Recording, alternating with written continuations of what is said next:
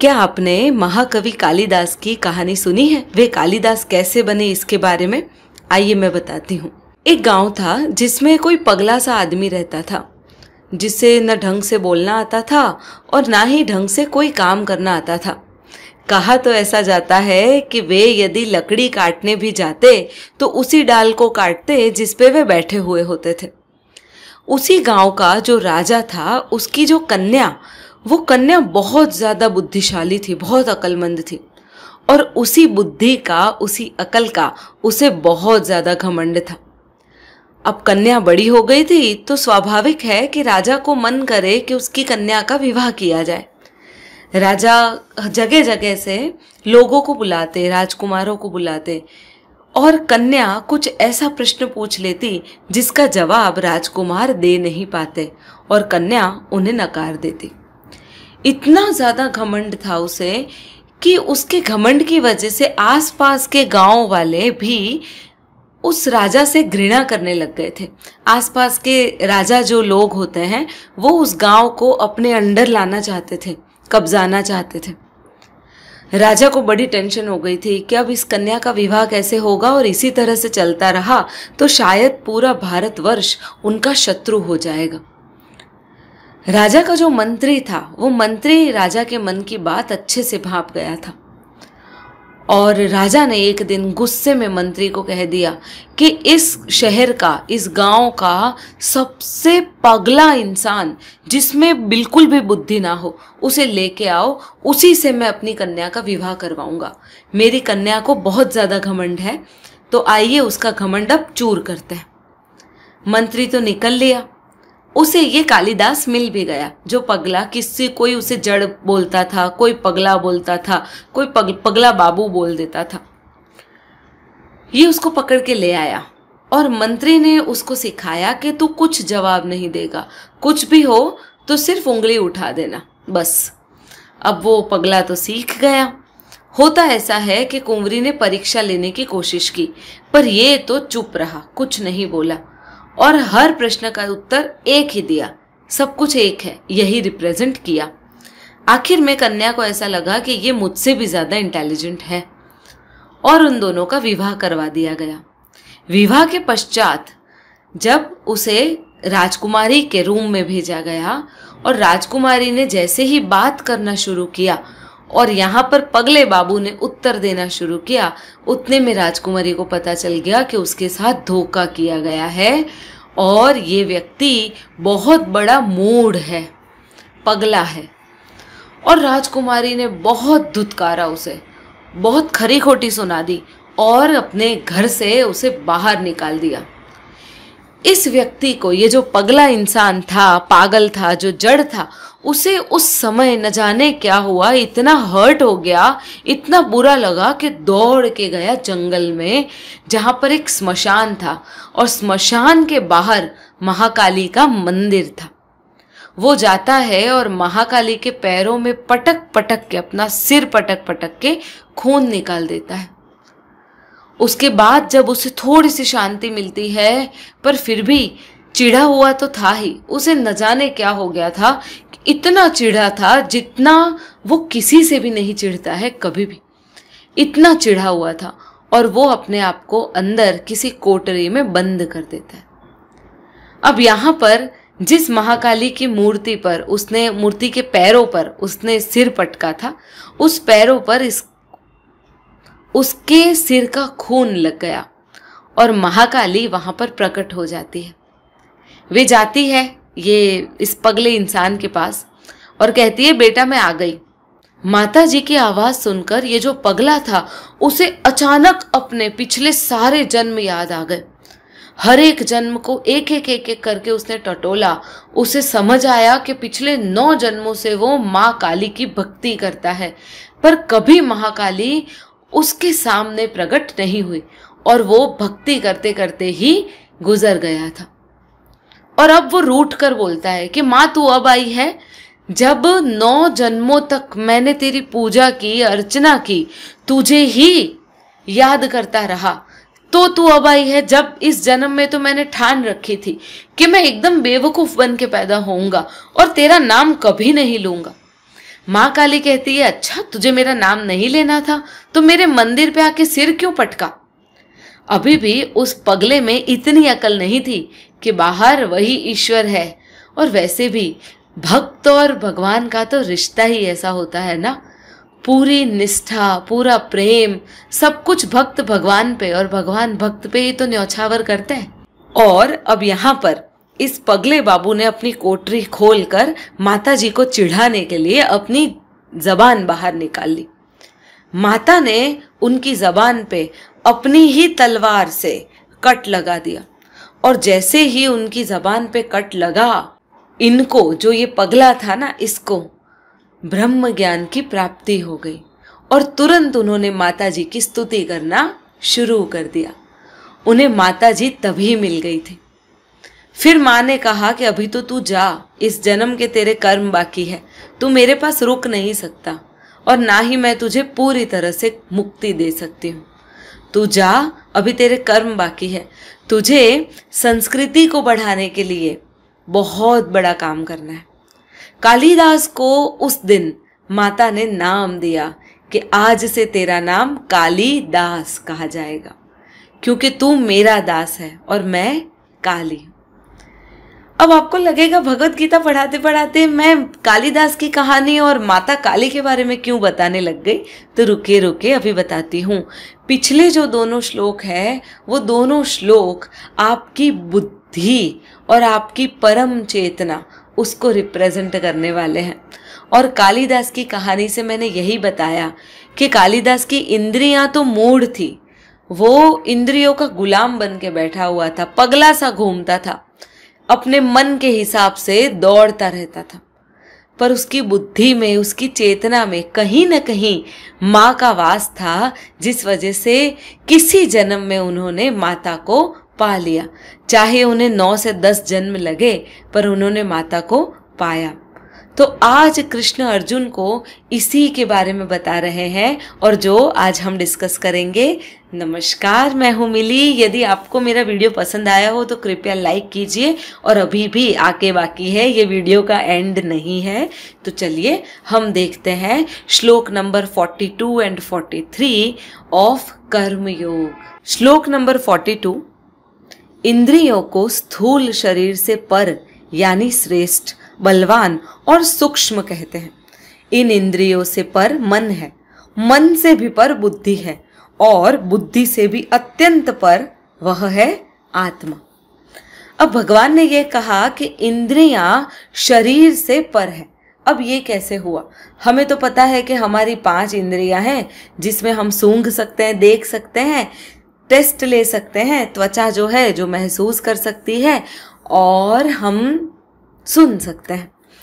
अब ये जो 5 इंद्रियां हैं, उस इंद्रियों का जो उद्गम स्थान है ना, वो कहीं कुछ अंदर, अपने अंदर जहन में है।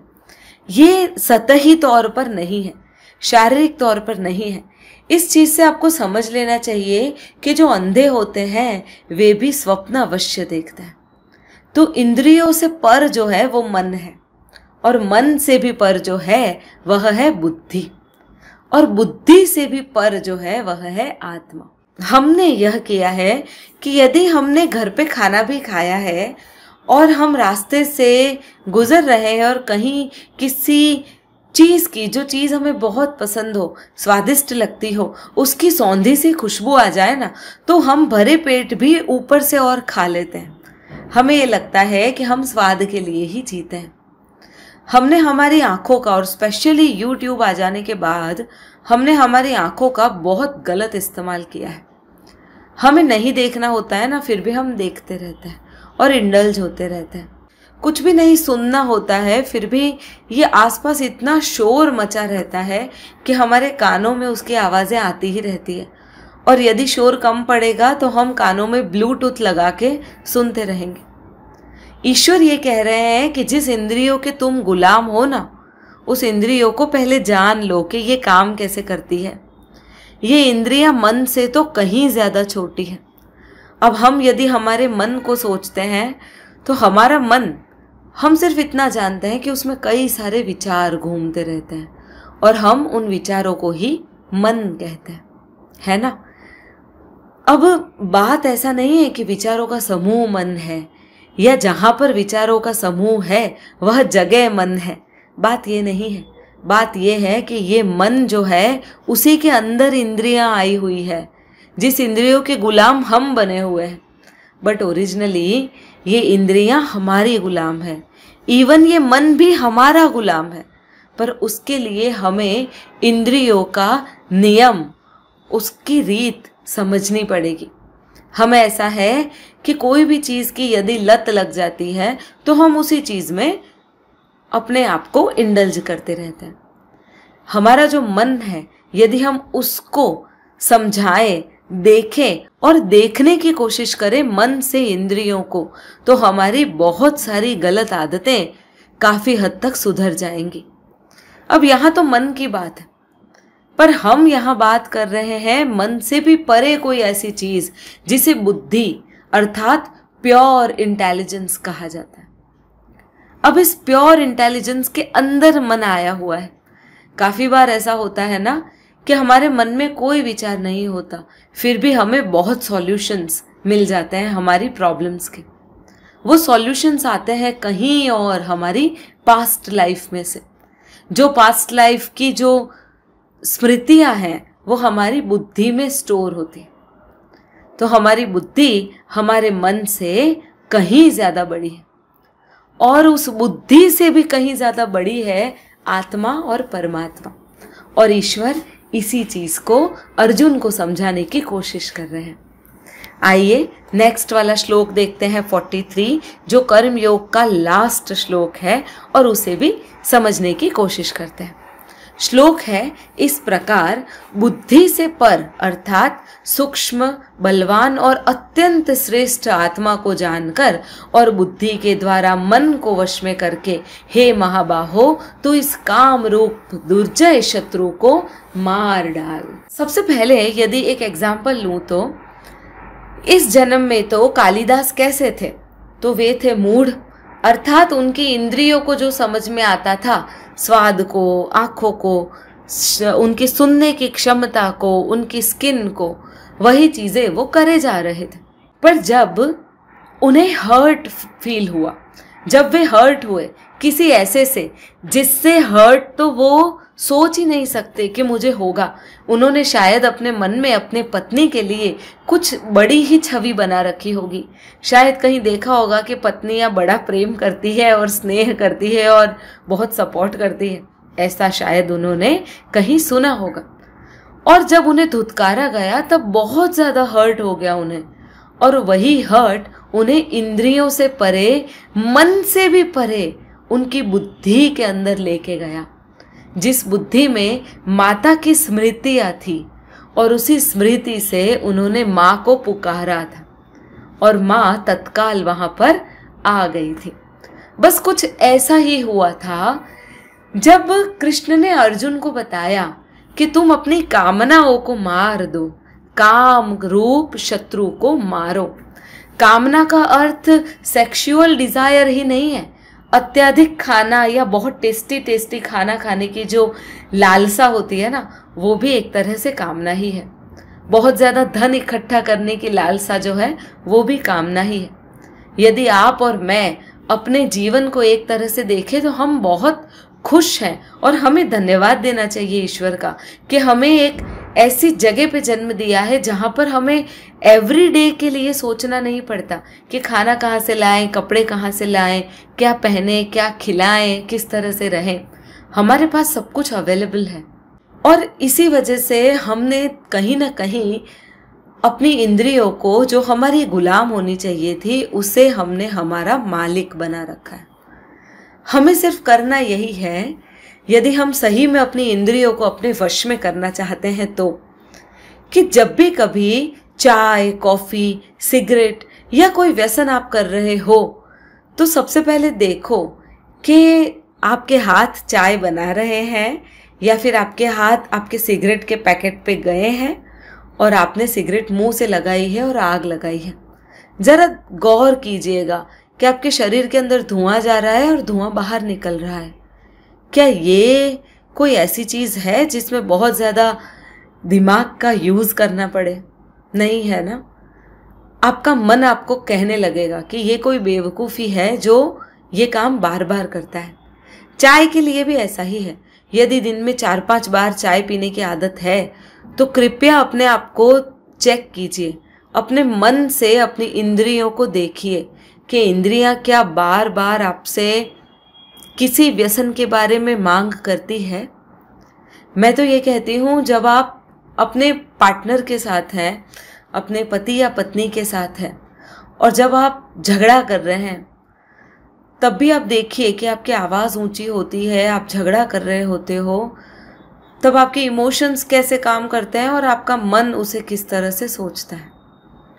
ये बहुत सीधी सी चीज़ है जिसे आप समझ सकते हो और उसको डे टू डे लाइफ में आप ला सकते हो। यही चीज़ कालिदास ने भी की। उन्होंने अपनी इंद्रियों के अंदर झांका, मन के अंदर झांका, और मन से भी अंदर बुद्धि में झांक कर उस ईश्वर को पाया।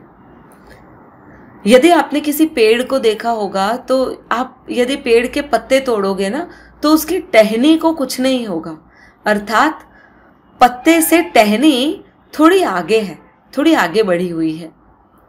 टहनी को अगर काटोगे ना तो उसके जो थड़ है, उसकी जो बॉडी है, उस बॉडी को कुछ नहीं होगा, क्योंकि वो फिर से टहनियाँ उगा देगा बॉडी।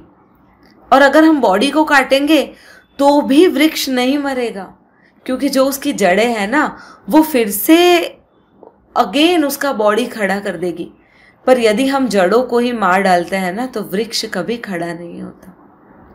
बिल्कुल वैसा ही है, पत्तों के जैसी हमारी इंद्रियां हैं। इंद्रियां मन की वजह से है, मन इंद्रियों की वजह से नहीं है। मन जो है वो टहनियों जैसा है, वो उसके थड़ जैसा है, उसकी जो ओरिजिनल ब्रांच होती है ना उसके जैसा है। अर्थात बुद्धि से मन जुड़ा हुआ है और मन बुद्धि से जुड़ा है। पर यदि मन भी कट गया ना तो भी बुद्धि तो वहां रहेगी, और यदि बुद्धि भी कट जाएगी ना तो हमारी जड़ें, जो हमारी आत्मा है ना, वो सदैव बहुत सारी चीज़ों को संजो के रखने के लायक है। तो ईश्वर यही कह रहे हैं, कामनाएं छोड़, पहचान कि तू सही में कौन है। इंद्रियों से परे हो जा, मन से परे हो जा, बुद्धि से भी परे हो जा, और अपनी परम चेतना, अपनी आत्मा को जान। तो ये था कर्मयोग। मित्रों, यदि आपको मेरे वीडियोस पसंद आते हो तो सब्सक्राइब कीजिए। बहुत सारे दूसरे भी वीडियोस मैंने बनाए हैं, जैसे ईशावास्य उपनिषद और भगवत गीता के पहले 2 अध्याय, अभी तीसरा भी कंप्लीट हो गया है, तो आप उसे देख सकते हैं। आपका सपोर्ट मेरे लिए सब कुछ है। और यदि कुछ भी नहीं कर पाते हैं तो अपने घर में बच्चों को भगवत गीता अवश्य सुनाइए और सिखाइए। भगवत गीता सिर्फ सुनने की नहीं, सीखने की चीज़ है। धन्यवाद।